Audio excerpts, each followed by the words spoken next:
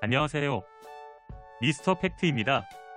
우리나라를 방문하거나 체류하는 외국인들은 대다수가 취업 혹은 학업을 목적으로 온다고 하죠. 그중 유학 또는 연수를 위해 우리 한국에 온 외국인은 약 17만 명으로 집계될 정도로 많은 외국인이 한국에 거주하고 있는데요. 기생충, 오징어 게임, BTS, K-팝 등 한류 열풍에 한국을 배우고자 하는 외국인들이 늘어나 많은 유학생들이 한국을 찾고 있죠. 그중 국내 국문과 대학원생의 40%는 외국인 유학생들이라고 합니다. 한국 학생들의 관심이 떠난 자리를 전 세계 유학생들이 메우고 있는 상황이죠. 심지어 지난 5월에 방송된 한 프로그램에선 한국 아이돌이 너무 좋아 온 가족이 한국으로 이민 온 사연도 있었죠. 이렇듯 한국에는 여러 가지 유형의 많은 유학생들이 있는데요. 많은 외국인 유학생 중 한 명이 한국에서 기적을 경험했다며 말해서 화제입니다. 미스터 팩트. 한국에 오는 유학생들은 한류 영향도 있지만 많은 외국인들이 한국어, 한국 문화 등을 배우고 싶어 오는 학생들도 있죠. 심지어 요즘 한국 대학교엔 취업이 잘 되지 않는다는 이유로 외면받고 있는 문과가 있죠. 그중 국어국문학 계열은 학생도 학과도 줄어들고 있었는데요. 그 빈자리를 채우는 학생들이 있었는데 바로 세계 각국에서 온 외국인 유학생들이었죠. 지난해 국어국문학 석사, 박사 과정에 재학 중인 학생 중 10명 중 4명이 외국인이라는 거에 더 놀라운데요. 많은 유학생들은 K-팝과 K-드라마를 보며 한국어를 배우고 유학을 택했다고 말했죠. 한류 문화가 세계적으로 인기를 끌면서 한국어 열풍이 거세지고 있죠. 또한 지금은 한국어를 배우고 싶어하는 외국인들의 수요가 단순히 K-팝이나 K-드라마를 즐기는 수준에 그치지 않고 한국 기업이나 한국과 관련된 곳에 취업하고 싶어 오는 학생들도 많은데요. 한류의 열풍으로 많은 유학생들이 생기고 그로 인해 유학생들이 한국에서 겪었던 일화들이 해외에서 많은 이슈를 낳고 있는데요. 최근 해외 유명 커뮤니티에 한국 감동 사연이 올라와서 화제입니다. 한국에 유학 온 베트남 유학생 고동가 후에는 한국에서 기적을 경험했다고 말했습니다. 그리고 또 다른 유학생인 나디아는 우크라이나에서 유학 온 학생인데요. 우크라이나에서 학비를 대주던 부모님이 계셨지만 전쟁으로 아버지는 일자리를 잃고 어머니는 피란길에 오르는 등 학비를 마련할 수 없게 되자 유학 생활을 이어가기 힘든 상황이었는데요. 이 학생의 안타까운 사정을 들은 대학은 특별 장학금을 지급해 학업을 이어갈 수 있게 해줬던 사연도 있죠. 그리고 한국에서 기적을 경험했다는 사연인 해외 유명 커뮤니티에 올라온 한 게시물이 있는데요. 그 게시물에는 한국에서 겪었던 일화가 써 있었습니다.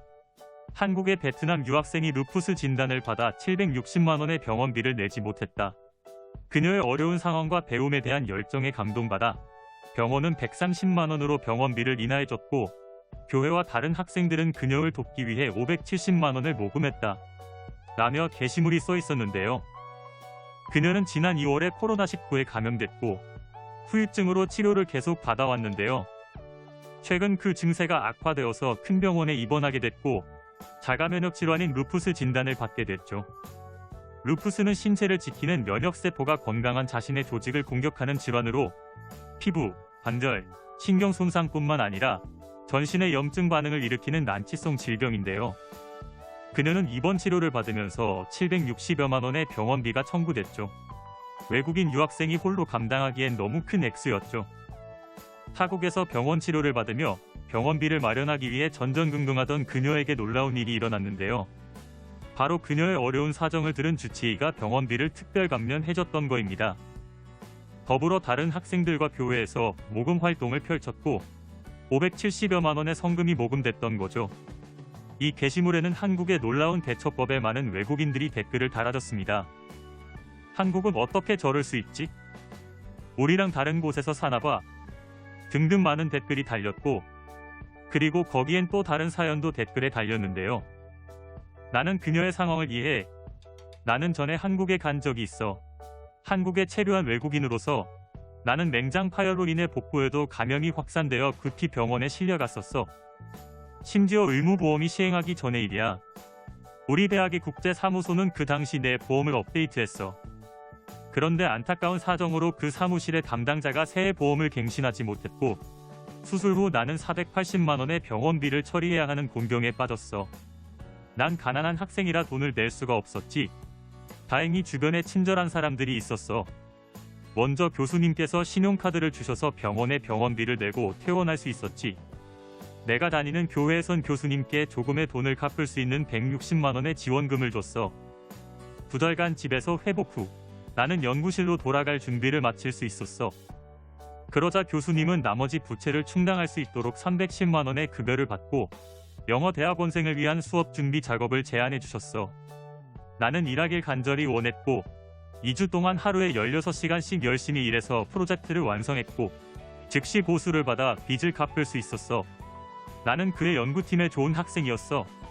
그의 친절한 마음으로 모든 일이 이루어졌다고 생각해. 나는 카메룬의 국제대학원생이었어. 신께 감사드려요. 내 주변에는 마음이 따뜻한 사람들이 있었어. 라며 댓글을 달았는데요. 이처럼 한국에서 유학생활을 하던 어린 학생들에겐 한국인들의 배려가 너무나 고맙고 감사했었을 텐데요. 그래서 한국에 좋은 감정이 많은 외국인들이 많았나 봅니다. 아는 사람 한 명 없는 외로운 타국에 와서 아픈 것도 서러운데 어린 학생들이 감당하기엔 큰 병원비에 울고 있던 유학생들은 큰 금액의 돈을 선뜻 빌려주거나 지원해주는 한국인들이 외국인 눈에는 신기해 보일 수밖에 없겠죠. 모든 한국 사람이 다 그렇진 않겠지만 아직도 많은 한국 사람들은 남을 더 배려해주는 따뜻한 마음을 가졌죠. 외국에는 뜻조차 없는 말, 정이야말로 우리 한국을 가장 잘 표현할 수 있는 말이 아닐까 싶네요. 오늘 이 시간에는 한국에 온 유학생 사연에 대해 알아보았는데요. 다음 이 시간에 더 좋은 내용으로 찾아뵙도록 하겠습니다.